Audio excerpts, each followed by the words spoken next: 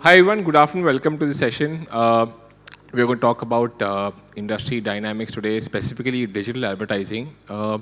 How digital actually has become mainstream for the media industry. So when digital took off as a medium, you saw clearly dominance of search and social as a segment. But in the post-COVID era, and specifically in the last 2 to 3 years, e-commerce is really scaling up well as far as digital is concerned. I think it's all a game of consumption and eyeballs. That's actually something which is driving ad dollars to other segments apart from social and search, and also fragmentation of the market. So I think in the post-COVID era, we saw video market getting fragmented with more than 20, 30 OTT platforms. Now the e-commerce market is getting fragmented, and that is again driving a lot of consumption and advertising dollars. So our panel today here is going to discuss how the use of video will enhance user experience as far as online shopping is concerned. And from an advertiser standpoint, because they will obviously seek better ROIs, how can we get better ROIs when you have this perfect combination of content and commerce? So we've got a very variety of panelists sitting here. We've got some strategists, from the business side. We've got content creators, influencers, who deal with the brands specifically. So we can have this discussion, but also another trend we'd like to stress here is around AI. How is AI driving conversions? What exactly is happening in terms of ROI?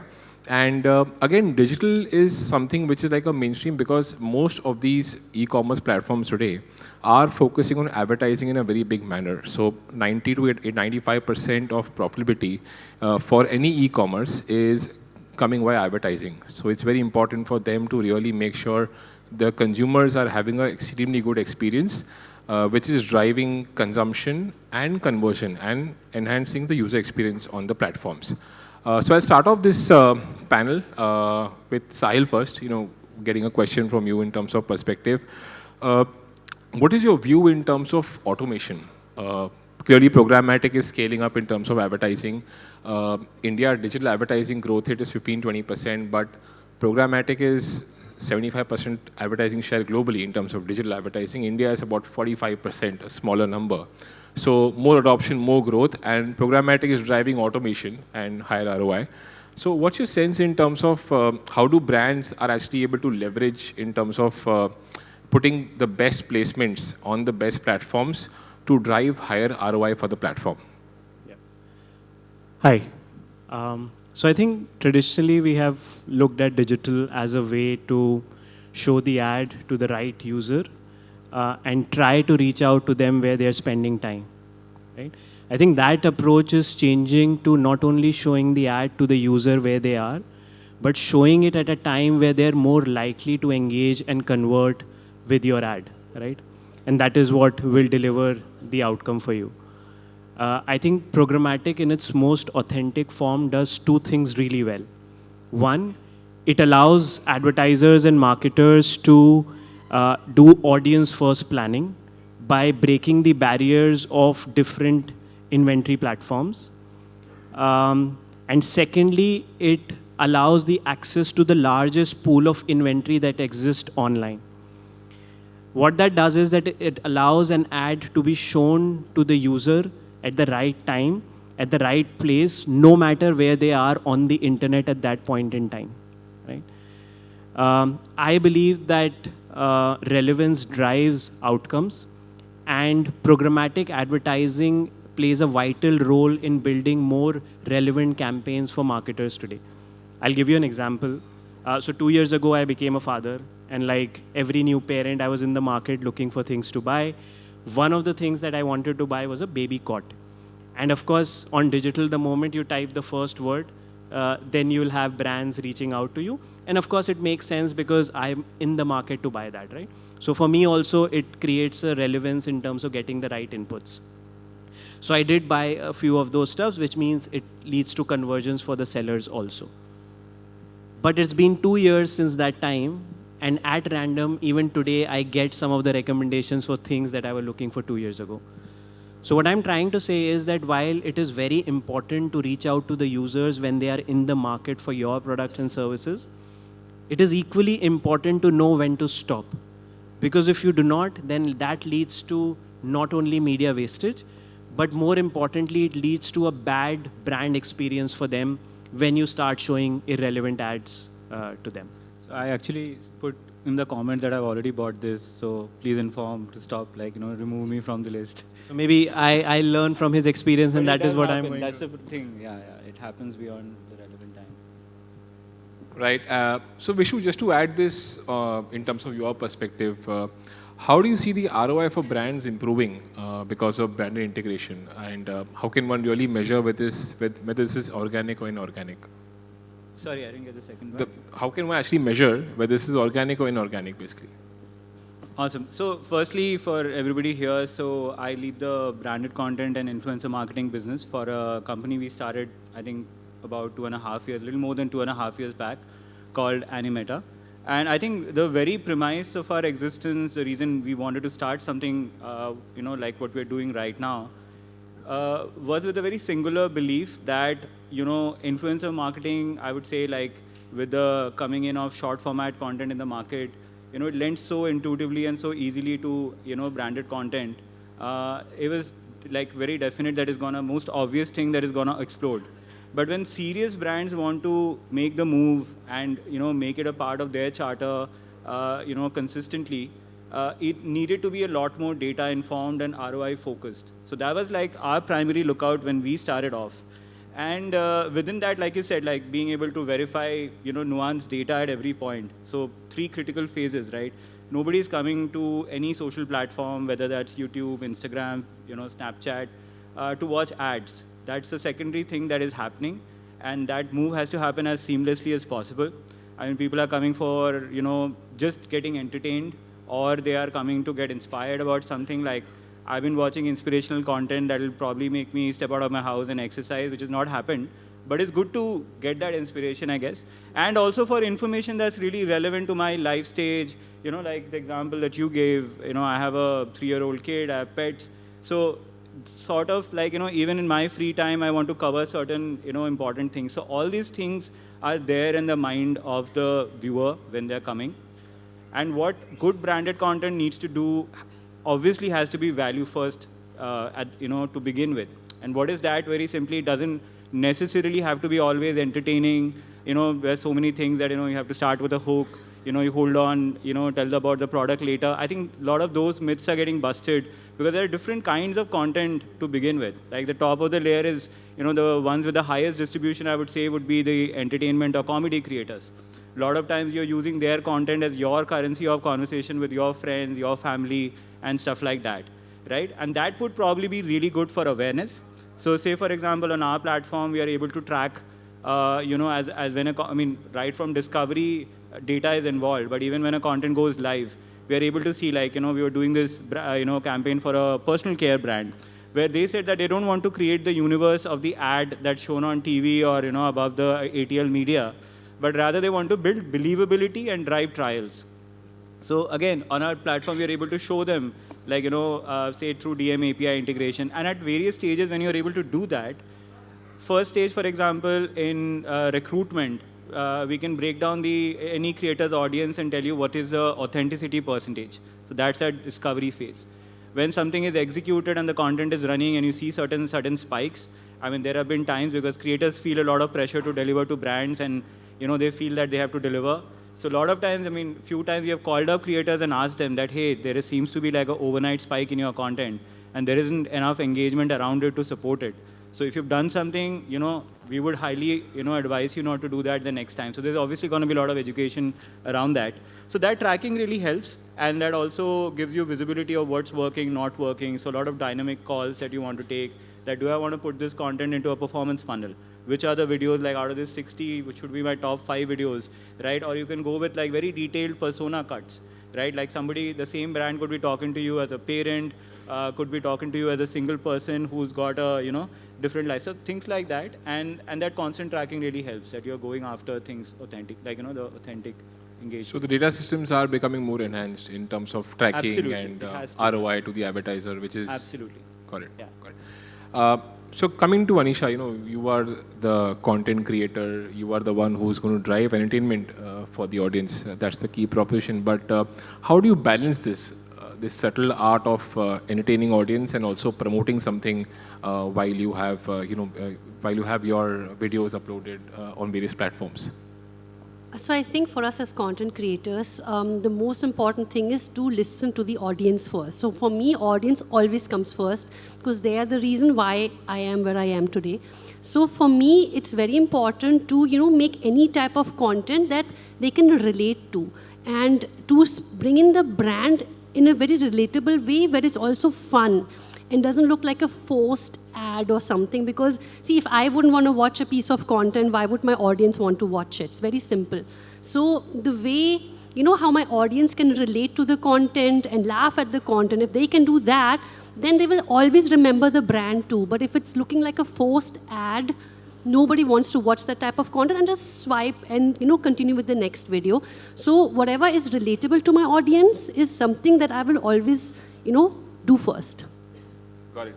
So in all this, programmatic is something which is also driving personalization, wherein consumers are given advertisements which are personalized in nature, basis their track record or basis what they want as a product, or they would have searched for something. And this is driving higher ROI in the systems as well. But this does evade privacy in a certain manner. So Sahil, any perspective that you share here, that how can one maintain this balance of personalization and privacy in terms of online shopping? Yeah, I think this is one topic which will continue to be of relevance, and there will be a lot of discussion around it, especially in the context of the new DPTP Act, which is the government's act. It's got announced today, I think, the rules of it. Yes, right. And as it gets formalized and become a law, I think, see, anything that we do over the internet becomes a value exchange, right? Which means that you go to a website, you're looking for something, the marketer is looking to offer their product and services to you, and they want some information from you to be able to do a better job of recommending that, right? And that comes in the form of input you provide, right? Or the personal information that you share. I think one of the ways we can, as an industry, do a better job of it, if as marketers, we are able to build intelligence around in the form of targetable data sets, and then combine that with the information with ad platforms like Google, Meta, and everybody else have, and let these two combination of data sets do their job, right? We do have some of the advanced solutions. Has something called Ads Data Hub, which is essentially a cloud-based data clean room. What that allows is for an advertisers to bring their own consented first-party data from their transactors, the users who visit their websites, or people who install the apps, which is essentially all of us in the room. And it allows them to marry that data with the media data. So the ad campaigns that they have run, right? And what they are able to do on top of it is generate custom audience insights to understand those audiences better. And once you understand those audiences better, you are able to drive better and more relevant, personalized shopping experiences, right? And that, I think, as long as we are able to do that and maintain a balance between optimizing for a better shopping experience while ensuring that the data that the user have given is only used for that specific activity and nothing else, I think we'll be on the good side of user privacy. Got it. Another important aspect apart from privacy is credibility. So you have a lot of creators promoting products online, and that eventually leads to the consumer shopping for their product. So Vishu, if you can share your insight on the credibility aspect in terms of online shopping, and how does that work against or in favor of the consumers? Absolutely. So when we are recruiting creators for any brand, and the end objective is driving conversions, which is literally taking people through the entire funnel and then take the next action. So I would say the approach is two-parted. I think the first output comes out from our in-house platform.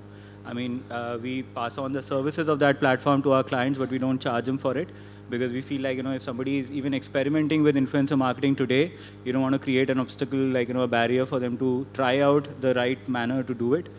So it starts with that, data-informed searches to ensure that, like I said, the credibility. So there are about 5 components of audience's number. So we try to remove the ones which are shady. Like there are 2 components we remove, which are of inactive users and bot users, and then give a right idea about the follower base. So that's one part.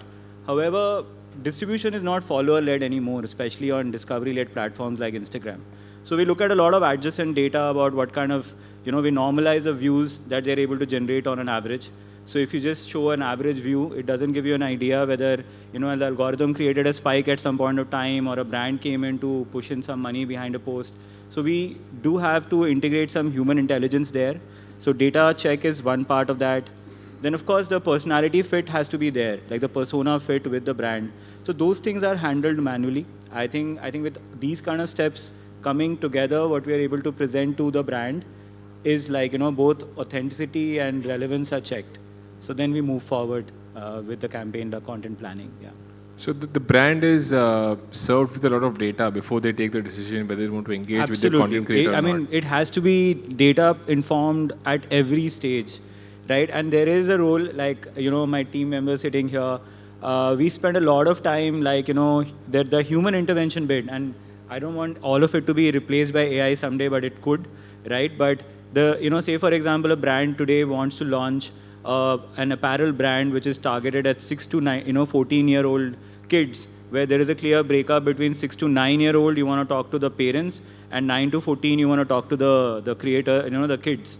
Now, things like that. So you have to go through the content to understand that, is this the right creator to talk about this? बच्चे का age check करना पड़ता है, अंदाजे से कि birthday का video कब डाला था तो आज कितने उम्र का होगा, things like that. So those things are still human, but that kind of detailed, discovery then ensures a seamlessness at the later phases. But will AI improve this credibility? I mean, this question for you or Sahil, if you can add some insights here. Will AI improve this credibility and in turn drive more spends from the advertiser, the brand side, for leading this content creation or content commerce integration? Do you want to take that? Yeah. I think any new technology goes through a lot of experiments, right? And of course, with experiments, some sort of exploitation can also be there because there are always bad actors in the system. But I think what eventually AI can potentially do is remove the inefficiencies in whatever process it is involved in, right? If it is involved in the process of, let's say, digital marketing, it can take away all the operational stuff which today you don't necessarily need to spend a lot of time on, and give you more time on doing things which are more strategy, which are more planning related. So I think that is how we should look at AI, but I think it will take its own time. It will go through the process of identifying that what are some of the best use cases for which we can use the AI, and discard the ones that for which AI is probably not suitable. Absolutely. I'll just add, from my perspective, so we also recently announced our in-house AI studio. I think there are a lot of players who are entering, and, it's all about, how you are able to differentiate. And so our reading of things is that, say, for example, you pair performance with content, and that's like a very intensive thing that requires constant content to come in. Creators who are known for their authenticity and their connect, there is a future probably where, their avatars could do a lot of work for them, right? It depends on which categories you're working with, but we are exploring that where the advertisement is not experience driven, but emotion driven. Like you're not talking about a food and how it tastes, or you're not talking about the texture of the fabric, but you're talking about an idea or something that tugs at you emotionally, and, so that can very well be pulled off at a much lower cost. So definitely that brings more players to come in and try out advertising. Right, I've seen categories where margins are very slim, so they are making that pivot to bring down costs. So those are the good use cases, and there's a lot to learn out there, I would say. So yeah, that's where we are on our, on that journey. So Anisha, as a content creator, again, how do you view credibility? I mean, when do you see that you have to draw a line between authenticity of what you are promoting versus overselling? What is your view on that? I think authenticity is everything. I think as a creator, it's our responsibility to showcase whatever we showcase online to our audience is authentic and we actually believe in. Because I wouldn't want to advertise for a product that I don't personally believe in. And I say yes to brands mostly that I use or I like. I wouldn't oversell something because the moment you oversell any brand, the audience will know. And once they know, your trust is broken and then no product can save you. So it's very important to be always authentic as a creator because again, as I mentioned earlier, the audience is who made us. So it's our duty to be authentic to them and tell them what's right and what's wrong, what we believe in basically. And also, can you throw some light on the various content formats, like different types of platforms that you deal with? Which are the formats which are best in terms of, from an ROI perspective, as a creator? Always two words, relatable comedy. Whatever is relatable always works. It can be from the girls on her periods or mummy again made food which you don't like, I don't know, or any relatable situation that happens on a day-to-day basis. We take anything, people immediately connect. And the moment they connect, they watch the video. And I always also make sure that at the end of my videos, there's always like a twist or something so that makes people watch my video till the end and that makes them share and engage more with the videos. Got it. So Sahil, just on some kind of global context here. So globally, this integration of online shopping and content has done extremely well, specifically in markets like Korea and some other emerging nations like China, wherein this kind of content actually drives consumption habits. So what are you picking up there, and what's your take on India as a market? How big this can evolve? What are the kind of concerns we are seeing in this segment? How can one address them? And what is the industry doing for addressing those concerns? I think that the traditional way of taking a video user to click a link to then land to a shopping destination is not going to work in the future. I think with the augment of AI, and I come from Google, so I cannot get off the stage without talking about AI. So you'll have to bear with me. But I think with the augment of AI, what we can really do is we can push the boundaries of what engagement and interaction on video in the context of commerce can really look like. For example, if we let's look at any of the global YouTube content creators. The large ones, when they put a video out today on YouTube, the video is consumed by users in multiple countries across regions, right? But what they see in that video is the same video which is standard. Every element of that video is standard for everybody, no matter where you are watching that video from, right? There are some early technologies that exist today which allows the content creators to customize every element of that video without having to reshoot the original video multiple times. So I'll give you an example. Let's say there is a fashion influencer talking about the best trend in sneakers, right? Now what they generally do is that they will create one video which talks about the 5 new cool sneakers to buy, and that will be a single video that will be available to everybody across the globe. Now let's look at what AI can do. AI can come and change the brands and the type of sneakers in the original video without having to do any sort of reshoot. Now what that does for the content creator, now the single video, because you are able to change the brands of the sneakers, allows them to maybe partner with 50 brands in 50 countries, because a different brand may want to promote their shoes in their region or their country. And what it does for the users or the followers of that influencer is that they can follow that advice by using the shoes or the brand that is available in their country and their region, right? We can take this further to say that can we make customizations to that video to make changes to the brands or what is shown on the basis of affordability of the users, right? Or on the basis of demographics. So if you look at it, the possibilities are endless. And I think this is one of the smarter use cases of AI because it builds in efficiency and it works for everybody in the ecosystem without taking away from it. Yeah, so he mentioned about the example of cross-selling or cross-leveraging the data. So for you, as a platform, how does one actually make use of data for better conversions? What's your take on that? Because there's so much data available, you can cross-sell, upsell, as he said, for various brands for the same type of audiences. What's your take on this? The best use of this data for the best ROI? So for best ROI, first of all, there are certain, I would say, within, the Instagram ecosystem, I would say, is far more matured now in terms of short format. I mean, of course, short still delivers like higher numbers in terms of watch time, and if you're trying to go pan India, I think it still like gives a significant set, which is in addition to the Instagram set. But I think. Sorry, I mean, I lost track of the question, but... Yeah, so basically, the best use of data for the best use of ROI. Data. So yeah, absolutely. So it starts with the fundamentals right now, right? Like like I said, that distribution is not follower-driven so much. It is based on what is that creator dynamically able to achieve presently. So like, we automate the views average counting, so we give you a normalized average. If you're trying to take people down the funnel, you want to see what is their ability to create engagements, right? So the initial search is therefore the ability to drive views and engagement, I would say. Then there has to be a manual check, like nowadays you do a lot of DM API integration. So a lot of times, people are just curious to put a keyword and get a text from the, the creator. So is it like, gamed in that manner? What's the common quality actually, right? So things like that. A lot of times there is a glamorous creator who's initially followed by a lot of male users.